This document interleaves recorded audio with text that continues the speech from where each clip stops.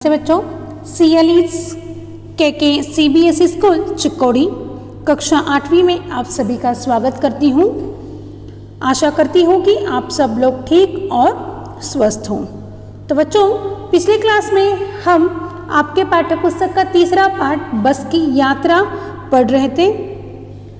पिछली क्लास में हमने पढ़ा कि 5 दोस्त हैं, वो पांचों दोस्तों को अपने गांव पहुंचना था और पहुंचने के लिए वो क्या करते हैं, शाम के 4 बजे की जो बस हैं वो पकड़ते हैं।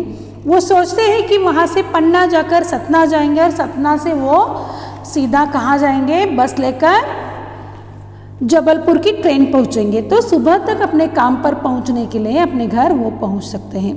लेकिन जब वहाँ जो बस स्टॉप पर कुछ लोग होते हैं वो बोलते हैं कि जो ये शाम वाली बस है इससे जर्नी करना बहुत मुश्किल है।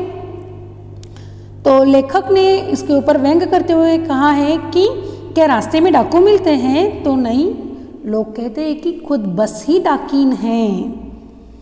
तो बहुत ही व्यंग कॉमेडी से ये जो लेखन है लेखक का, जो अपने गांव पहुंच रहे हैं, बस की जो यात्रा है, लेखक की बस की यात्रा जो है वो कितनी सुंदरता से, यानी कि वो उनको भय लग रहा था कि मैं मेरे गांव पहुंच सकता हूं कि नहीं, क्योंकि जो बस है उन्हें देखने के बाद लेखक कहते हैं कि बस खूब वयोवृद्ध थी, यानी कि उसके ऊपर सदियों से निशान लगे हुए थे।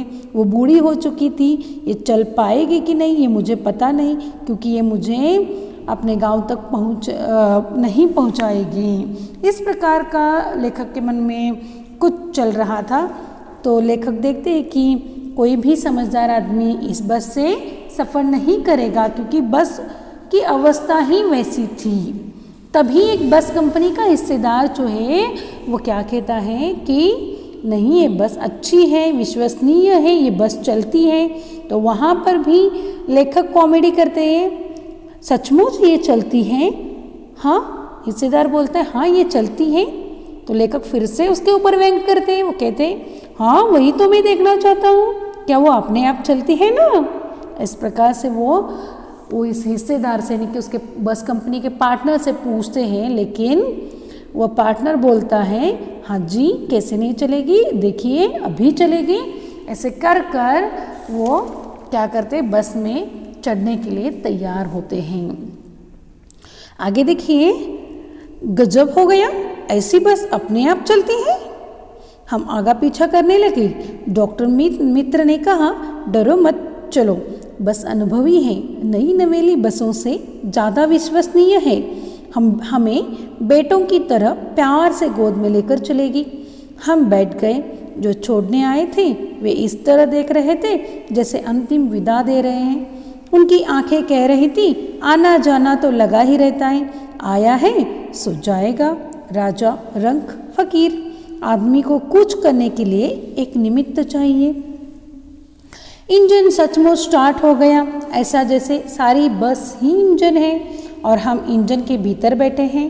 कांच बहुत कम थे, जो बचे थे उनसे हमें बचना था।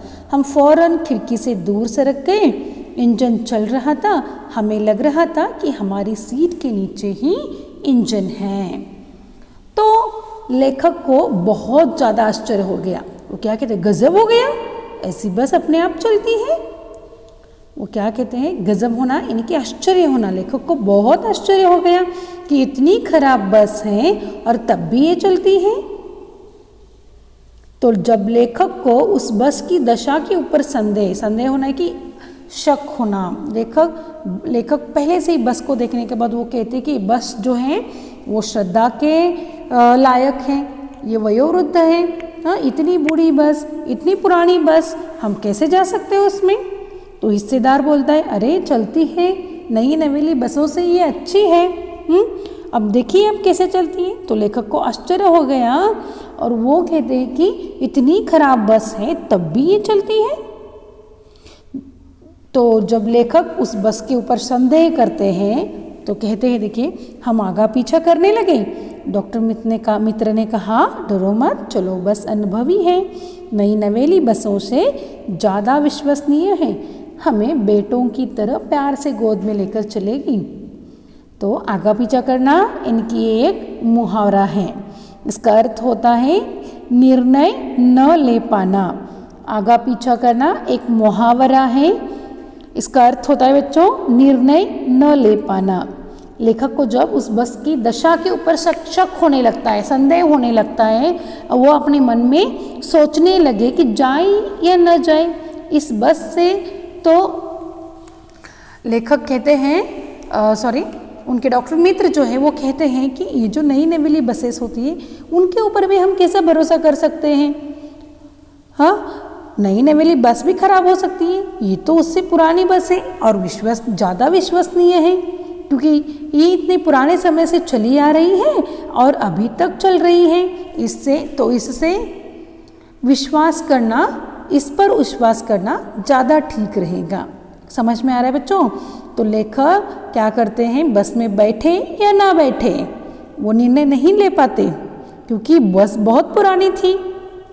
तो उनके एक मित्र ने, डॉक्टर मित्र ने कहा कि डरो मत, बस अनुभवी हैं। वो क्या कहते हैं कि डरो मत, बस अनुभवी है, क्योंकि नई नवेली से ज़्यादा विश्वसनीय है। हाँ, क्योंकि नई नवेली बस भी खराब हो सकती है, ये तो उससे भी ज़्यादा विश्वसनीय है, क्योंकि इतने पुराने समय से ये बस चली आ रही है और आगे भी चलेगी और अभी तक ये चल ही रही है। तो मुझे लगता है कि इसके ऊपर विश्वास करना ठीक रहेगा। ठीक है, तो लेखक कहते कि हमें बेटों की तरह प्यार से गोद में लेकर चलेगी। ये लाइन जो है फिर से अपने दोस्तों से मजाक में लेखक ने कहा है, चलो इस बस इतने प्यार से ले जाएगी जैसे अपने बेटों को ले जा रही हैं। लेखक पहले से डरे हुए थे क्योंकि बस की अवस्था जो थी वो अच्छी नहीं थी और लेखक उसमें बैठना नहीं चाह रहे थे, क्योंकि आसपास के लोग भी बोल रहे थे कि जो समझदार व्यक्ति है वो इस बस से सफ़र नहीं करता है ना। तो लेखक को संदेह हो रहा था उस बस के ऊपर, किसी को भी होगा। अगर ऐसी बस आप देखोगे, टूटी फूटी बस अगर आप देखोगे तो आप सभी को लगेगा कि ये बहुत पुरानी बस है और हम कैसे जा सकते हैं, हमें तकलीफ़ हो सकती है ना। लेकिन जो उनके दोस्त थे वो कहते हैं कि नहीं, ये बस अनुभवी दिखती है और हमें इसी बस से जाना होगा। तो लेखक कहते हैं हम बैठ गए। जो छोड़ने आए थे वे इस तरह देख रहे थे जैसे अंतिम विदा दे रहे हैं। उनकी आंखें कह रही थी आना जाना तो लगा ही रहता है, आया है सो जाएगा। राजा, रंक, फकीर, आदमी को कुछ करने के लिए एक निमित्त चाहिए। तो जब लेखक के दोस्तों ने कहा कि चलो भाई इस बस से चलते हैं, इस पर भरोसा करना ठीक है, तो वे लोग उस बस में बैठ गए। तो उन्हें कुछ लोग छोड़ने आए थे। लेखक यहाँ पर क्या कहते हैं कि हम बैठ गए, जो छोड़ने आए थे तो इस तरह देख रहे थे जैसे अंतिम विदा दे रहे हैं।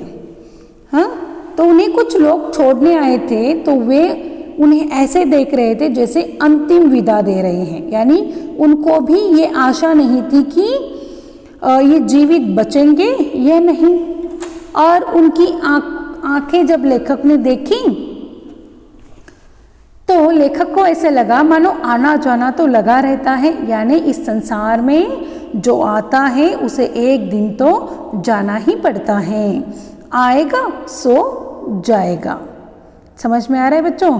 जो लोग इन्हें छोड़ने आए थे वो लोग इन लोगों को, इन 5 दोस्तों को ऐसे देख रहे थे जैसे ये फिर कभी मिलेंगे ही नहीं, यानी कि ये जीवित रहेंगे या नहीं ये भी इन लोगों को पता नहीं था।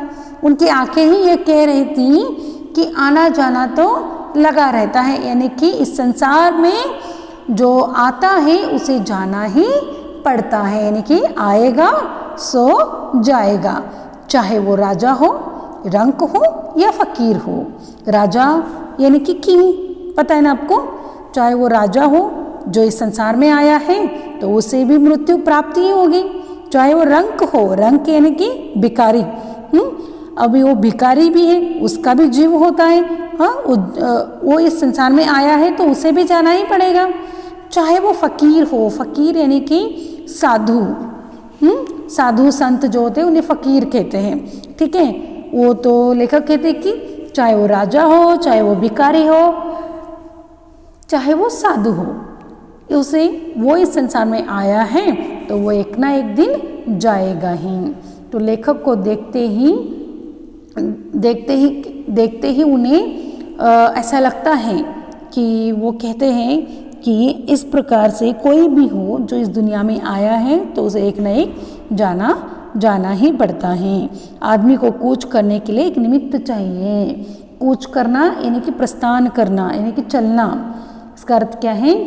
चलना। ठीक है, तो यहाँ पर कूच करने का अर्थ दिया है मरने की तरफ चलना, यानी कि अपनी मृत्यु खुद कर देखना, यानी कि मतलब एक कूच कर, निमित्त यानी कि कारण। आदमी को मरने के लिए एक निमित्त मात्र चाहिए, यानी कि सिर्फ एक सिंपल सा कारण रहा तो बस है। तो इस प्रकार से लेखक कहते हैं कि इस दुनिया में जो आया है वो एक न एक दिन जाएगा ही। ठीक है, आगे देखिए। इंजन सचमुच स्टार्ट हो गया, जैसे सारी बस ही इंजन है और हम इंजन के भीतर बैठे हैं। कांच बहुत कम बचे थे, जो बचे थे उनमें हमें बचना था। हम फौरन खिड़की से दूर सरक गए। इंजन चल रहा था, हमें लग रहा था कि हमारे सीट के नीचे इंजन है। तो अब क्या हुआ? जैसे ही इंजन स्टार्ट हुई तो बस चालू हुई। इंजन चलने लगा। पहले तो इनको आशा नहीं थी कि इंजन शुरू भी होगा या नहीं, तो बस स्टार्ट भी होगी या नहीं। लेकिन जब इंजन स्टार्ट हो गया तो बस भी स्टार्ट हो गई। फिर क्या हुआ? उन्हें लगा कि सारी बस ही इंजन है, यानी इंजन की आवाज़ इतनी आ रही थी। यानी कि आपको पता है कि इंजन की आवाज़ कैसी आती है, तो लेखक को क्या लगता है कि सारी बस ही इंजन है। जैसे वो ये बस जो है पूरा इंजन का आवाज़ कर रही है। लेखक को ऐसा लगता है कि हम बस में नहीं बैठे, हम कहाँ बैठे हैं? इंजन के अंदर। भीतर का अर्थ होता है अंदर। हम इंजन के अंदर बैठे हैं। आगे कहते हैं कि और बस जो है वो स्टार्ट होते ही लेखक को ऐसा लगता है कि हम किसी इंजन में बैठ गए हैं। आगे देखिए। कांच बहुत कम बचे थे, जो बचे थे उनमें हमें बचना था। उस बस जो खिड़कियों को कांच हो रहते हैं, वो जो कांच थे वो भी थोड़े बहुत ही बचे थे। और लेखक कहते हैं कि यहाँ पर भी उन्होंने व्यंग किया है। वो कहते हैं कि जो कांच बचे थे उसके टूटने से ना ही हमें हानि हो जाए, और वो कहते हैं कि जो बचे हुए कांच है उससे क्या करना था? हमें बचना था। हम फौरन खिड़की से दूर सरक गए। इंजन चल रहा था, हमें लग रहा था कि हमारे सीट के नीचे इंजन है। लेखक क्या कहते हैं? जो गाड़ी की कांच है, जो बस की कांच है, वो कुछ टूटे हुए थे और कुछ थे, लेकिन जो कुछ थे ना उनसे भी हम लोगों को बचना था, क्योंकि अगर कांच टूटकर हमें हानि ना हो जाए। इसीलिए लेखक क्या करते हैं? थोड़े से खिड़की से बाजू में सरक जाते हैं। फिर से इंजन स्टार्ट हो गई, बस स्टार्ट हो गई। लेखक के दोस्त तो बस में बैठे थे। वो सोचते हैं कि क्या हम बस में बैठे हैं? उन्हें ऐसा लगता है कि नहीं, हम जिस जगह बैठे उसी के नीचे इंजन है, इसीलिए उनको इतना तकलीफ हो रही थी। समझ में आए बच्चों? पिछले क्लास में हमने क्या देखा था कि किस प्रकार वो शाम की बस से सफ़र करना चाहते हैं और किस प्रकार अपने घर पहुंचना चाहते थे।